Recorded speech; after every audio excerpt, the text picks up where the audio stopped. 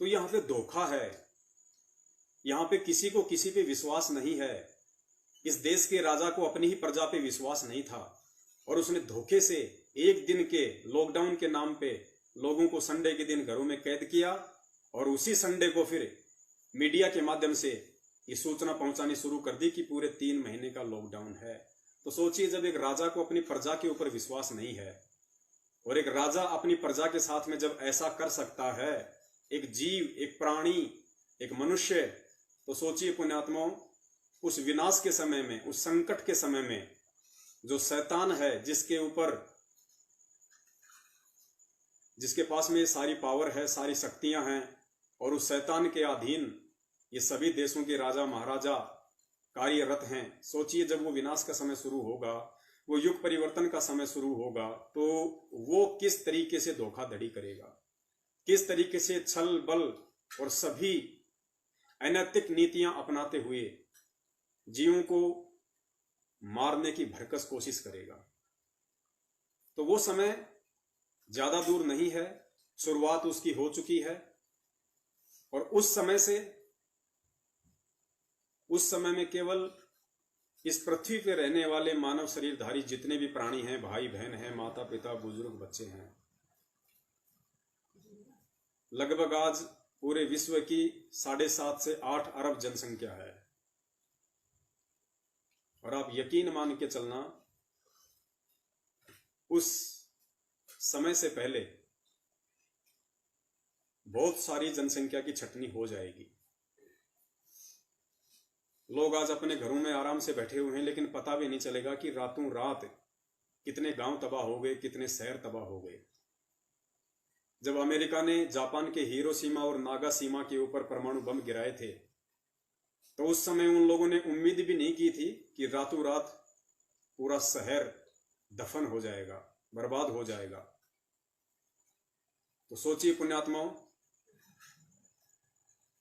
वो विनाश का समय जो निकट आता जा रहा है, उस विनाश के समय में किस कदर ये काल भगवान तांडव मचाएगा, इसकी कोई कल्पना भी नहीं कर सकता है। और उस विनाश के समय में एकमात्र सहारा, एकमात्र उम्मीद, एकमात्र चिराग, एकमात्र रोशनी, चाहे वो जीवन बचाने की हो, चाहे वो पालन पोषण की हो, एकमात्र वो सहारा केवल परमपिता परमेश्वर सतगुरु रामपाल जी महाराज जी ही होंगे। देखिए, इस बात को काफी लोग स्वीकार नहीं करेंगे, उनके गले से ये बात नहीं उतरेगी, क्योंकि काल उतरने नहीं देता है। लेकिन सत्य हमेशा सत्य ही रहेगा और सत्य एक दिन सबके सामने आके रहेगा। ये संदेश इसीलिए दिए जा रहे हैं ताकि अनजान लोग समझें, उनके सत्संग सुने, भविष्य वक्ताओं की भविष्यवाणियों पे ध्यान दें और फिर विचार करें कि वास्तव में उन भविष्य वक्ताओं की भविष्यवाणियां आज वर्तमान में किस संत पे, किस महापुरुष पे खरी की खरी उतरती हैं। और समझदार को समझने में देर नहीं करनी चाहिए। साथ ही हमारे जितने भी भगत भाई बहन हैं, जो उस कलयुग के अवतार, उस कल की अवतार जिसको लोग अभी तक फेसबुक और यूट्यूब पे ही ढूंढ रहे हैं, वो कल की अवतार जो हिसार जेल में बैठा हुआ है, परम पूज्य सतगुरु रामपाल जी महाराज, उस कल की अवतार की शरण में जितने भी भगत भाई बहन हैं, और जब वो विनाश का समय आएगा, चारों तरफ हाहाकार मचेगा, तांडव मचेगा, तो आपत्ति उनके ऊपर भी आएगी। क्योंकि पुण्यात्माओं, अगर बच्चे की उंगली कटती है तो ठीक है, दर्द उस बच्चे को हो रहा है, पीड़ा बच्चे को हो रही है, लेकिन आत्मिक पीड़ा, मानसिक पीड़ा उस बच्चे के माता पिता को भी होती है। तो भले ही हम परमपिता परमेश्वर सतगुरु रामपाल जी महाराज जी की शरण में हैं, लेकिन हम भी इस काल लोक के अंदर हैं, हमारे ऊपर भी यहाँ का विधान लागू है। तो उन अंत के दिनों में, अंत के दिन कौन से? परमपिता परमेश्वर सतगुरु रामपाल जी महाराज जी के हिसार जेल से आने से पहले जो तांडव मचेगा, यहाँ पे जो हाहाकार मचेगा, जो विश्व युद्ध होगा, जो महामारियां फैलेंगी, उस अंत के दिन से पहले आप और हम सभी भगत भाई बहनों ने कितना सजग होके चलना है, हमने कितना मर्यादित होके चलना है। हमने उस परमेश्वर के पूज्य गुरुदेव जी के एक एक वचन की तन मन धन से किस कदर पालना करनी होगी, तब जाके वो परमात्मा हमारी रक्षा कर पाएगा। अन्यथा आज आप देख रहे हैं हमारे भगत भाई बहनों की भी रक्षा नहीं हो रही है, जो परमेश्वर के वचन पे नहीं चले, जो काल प्रेरित लोगों के संपर्क में थे,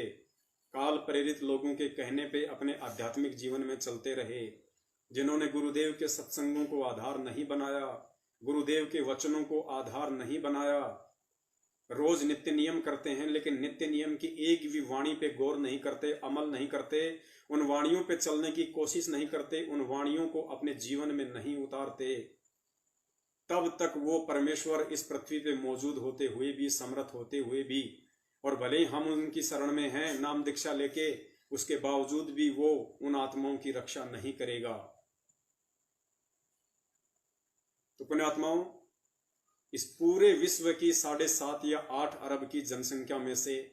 आप परम सौभाग्यशाली हैं कि आपके गुरु स्वयं कल की भगवान हैं, कलयुग के अवतार हैं, सतगुरु रामपाल जी महाराज जी हैं, जो स्वयं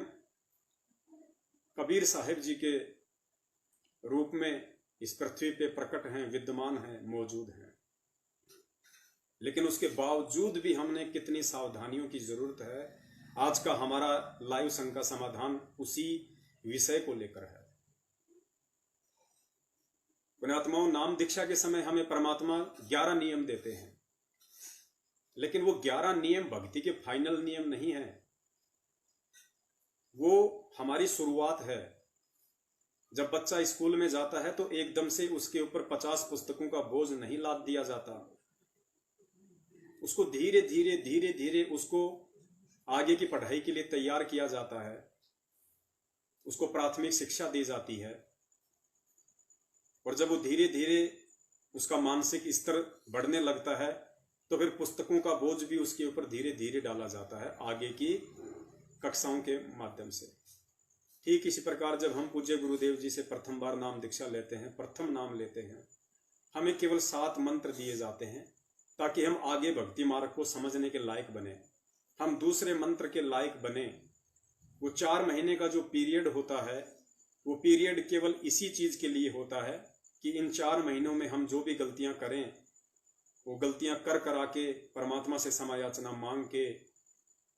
और हम दोबारा से पूरी दृढ़ता के साथ भक्ति मार्ग पे लगें। और जब वो परमात्मा 4-5 महीने में ये देख लेता है कि ये भगत बार बार आश्रम में भी आ रहा है, भक्ति में भी इसकी रुचि है, और भगत वाले आचरण भी ये अपनाते जा रहा है, उसके बाद वो परमात्मा उसकी दृढ़ता को देखते हुए फिर उसको सतनाम के योग्य समझता है। फिर उसको दूसरा मंत्र सतनाम दिया जाता है, और सतनाम के साथ में फिर 34 या 35 नियम दिए जाते हैं। जो 11 नियम होते हैं उनके अलावा फिर 34 नियम और दिए जाते हैं, क्योंकि हम परिपक्व हो चुके होते हैं, हम उन चीजों को समझने के लायक हो चुके होते हैं सत्संग सुन सुन के, कि गुरुदेव क्यों हमें इन छोटी छोटी जो सांसारिक रीति रिवाजों की जो बातें होती हैं उनसे हमें दूर हटाना चाहते हैं। क्यों वो परमात्मा हमें टीवी सीरियल, फिल्में, दुनिया भर के जो एल्बम हैं जिनमें फूहड़ता है, अश्लील है, ये जो क्रिकेट मैच हैं, फुटबॉल मैच हैं, अन्य प्रकार के गेम्स हैं, या मोबाइल पे गेम हैं, क्यों वो परमात्मा हमें मना करते हैं इन सब चीजों को देखने के लिए। ये बातें हमें सत्संगों से समझ में आती है कि हम भगत बन चुके हैं, हम साधु बन चुके हैं, और परमेश्वर कहते हैं साधु सोई जो सीधा चाल है। भगत वही होता है जो बिल्कुल साधारण तरीके से लोक लाज, मान मर्यादा, अहंकार, दिखावा, इन सब से दूर होके और साधारण तरीके से अपने आत्म कल्याण के मार्ग पे आगे बढ़े। कि भाई पूरा जीवन हो गया मुझे कुकर्म करते हुए, पता नहीं कितने युग बीत गए मुझे मानव जन्म प्राप्त करते हुए, कितने जन्मों में मैं राजा रह चुका हूं, बहुत बड़ा अधिकारी रह चुका हूं, और मैंने कितने कर्म कुकर्म किए, और जब उस समय उन युगों में इतनी बार राजा रह के भी मेरी इच्छाओं का अंत नहीं हुआ, मेरे मन की संतुष्टि नहीं हुई, तो अब इस कलयुग में जो 100 साल की उम्र इंसान की मानी गई है, लेकिन 70-80 साल में इंसान शरीर छोड़ने लायक हो जाता है वर्तमान के खान पान, रहन सहन को देखते हुए, तो अब 10, 20 या 30 साल का जीवन उस भगत को ये सब बातों को विचार करके, ज्ञान को आधार बना के, अपने आप को मिट्टी समझ के, इस शरीर को मिट्टी समझ के कि ये तो है ही मिट्टी और अंत में होनी भी मिट्टी है,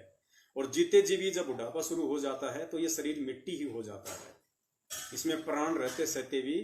ये बिल्कुल निष्क्रिय हो जाता है, ये मिट्टी ही हो जाता है। तो इतना सोच समझ के, इतना विचार करके अपने गुरुदेव के वचनों पे, सत्संगों पे जब हम चलेंगे तो हम एक भगत की श्रेणी में आएंगे, और उसके बाद फिर परमात्मा हमें जब आगे का ज्ञान देंगे तो फिर सतनाम प्राप्ति के बाद में आगे इस भगत के लिए कदम कदम पे मर्यादाएं होती हैं, कदम कदम पे। यानी नियम केवल वही नहीं है जो हमें प्रथम नाम दीक्षा के समय दे दिए गए या हमें सतनाम के समय दे दिए गए। यहाँ जब एक भगत को भक्ति मार्ग पे चलते हुए उसको पता चलेगा कि जब तक मैं जीवित हूं तब तक मेरे लिए कदम कदम पे नियम है, मुझे एक एक कदम इस भक्ति मार्ग पे अपने जीवन रूपी सफर में फूंक फूंक के रखना पड़ेगा, अन्यथा कब वो काल भगवान कहां पे अपना दाव खेल जाएगा पता भी नहीं चलेगा। तो पुण्यात्माओं, हर स्थिति में हमने उस परमपिता परमेश्वर का कृपा पात्र बने रहना है, और यदि हम उसके कृपा पात्र नहीं बन सके तो जाहिर सी बात है, चाहे आप कितने भी बड़े भगत हों, चाहे आपके पास में कोई भी मंत्र दीक्षा हो, आप आने वाले विनाश के समय से अपने आप को बचा नहीं सकते, क्योंकि परमात्मा निर्मोही है, परमात्मा निष्पक्षी है, परमात्मा कोई भेदभाव नहीं करता है, परमात्मा समदृष्टि है। उस परमेश्वर का विधान है, गीता जी का संविधान है, जैसे कर्म जीव करेगा वैसे ही भोग अपने भोगेगा। तो हम अपने आप को बचा के रख सकें, इसके लिए ये जो साध संगति का जो प्रोग्राम है, जो लगभग 1 साल से परमात्मा चलवा रहे हैं, ये वर्तमान समय की जरूरत थी, ये बेहद जरूरी था गुरुदेव की अनुपस्थिति में, और ये पूर्व निर्धारित था। इसमें आप और हमारा कोई श्रेय, कोई सहयोग नहीं है, ये सब कुछ पहले से निर्धारित होता है। ये साध संगति चलती ही चलती है, और पुण्यात्माओं, ये साध संगति ही है वर्तमान में जो हमें उन अंत के दिनों तक और गुरु जी के हिसार जेल से बाहर आने तक और उस युग परिवर्तन के महाविनाश से बचा के रखेगी। क्योंकि भक्ति करते करते यदि हमारे अंदर अपने गुरु पे विश्वास नहीं होगा, अपने गुरु के ऊपर, अपने गुरु के वचनों के ऊपर जब तक हमें वो दृढ़ता नहीं होगी, हमारे अंदर वो ठहराव नहीं होगा, हमें इतना विश्वास नहीं होगा,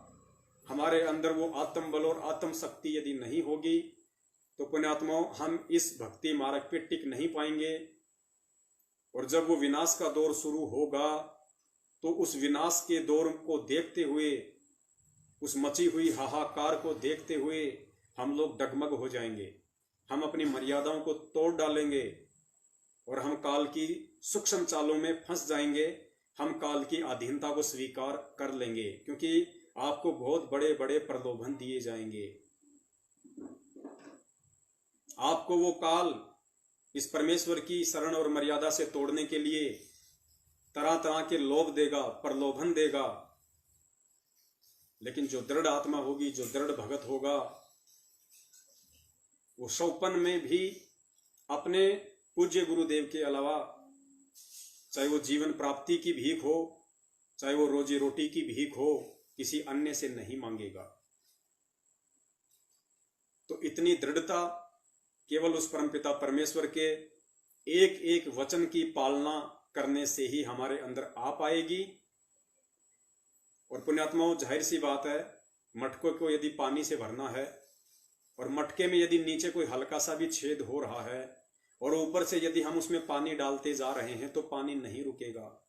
आप पानी डालते रहिए, वो नीचे से निकलता रहेगा, उसमें आपकी प्यास बुझाने के लिए जल शेष नहीं रहेगा। तो ठीक इसी प्रकार परमेश्वर की मर्यादाओं को तोड़ना, गुरु के वचन को तोड़ना, कौन से गुरु के वचन? वो सभी वचन जो हमें नाम दीक्षा के समय मर्यादा रूप में बताए जाते हैं और फिर उसके बाद में सत्संगों के रूप में हमें गुरुदेव अनेक प्रकार की मर्यादा बताता है, अनेक प्रकार के हमें आदेश देता है। हमें उन प्रत्येक वचन की पालना करनी पड़ेगी, तभी हम उस परमात्मा के विश्वास पात्र बन के रह सकते हैं, हम उनके कृपा पात्र बन के रह सकते हैं। अन्यथा पुण्यात्मा, उम्मीद भी मत करना कि आने वाले 2 से 3 वर्षों में हम जीवित रह पाएंगे। उम्मीद भी मत करना, क्योंकि आने वाले समय में वही आत्मा बचेगी जो परमेश्वर के प्रत्येक वचन की पालना करेगी। और कुछ ऐसे ही वचन हैं उस परमपिता परमेश्वर के, जो वर्तमान में आप सभी के सामने रखना, आप जी को उन वचनों से परिचित करवाना, आपको अवगत करवाना, आपका ध्यान आकर्षित करना कि कुछ ऐसे वचन हैं गुरुदेव के सत्संग रूपी, कुछ ऐसे आदेश हैं जिनकी आज हमने दृढ़ता से पालना करनी है। आज वो समय आ गया है कि हम अपने गुरुदेव को राजी करें, हम अपने गुरुदेव को प्रसन्न करें, अपने गुरुदेव के प्रत्येक वचन पे चलते हुए, क्योंकि गुरुदेव अंतर्यामी है। गुरुदेव चाहे जेल में बैठे हों, चाहे सतलोक में बैठे हों, गुरुदेव को बताने की जरूरत नहीं है। गुरुदेव घट घट का वासी है, गुरुदेव सभी के साथ में है, वो शब्द रूप में है। जो शब्द पे चलेगा मर्यादा के साथ, उसके साथ परमात्मा शब्द रूप में है। वो जब चाहे अपनी आत्मा के लिए प्रकट हो जाएगा उस शब्द रूप से। तो आने वाले समय में पुण्यात्माओं, उस परमेश्वर के इतने विश्वास पात्र और कृपा पात्र बने रहने के लिए आज हमने किन किन बातों का और विशेष ध्यान रखना है, आज के इस लाइव साध संगति प्रोग्राम में हम उसी पे डिस्कस करने जा रहे हैं।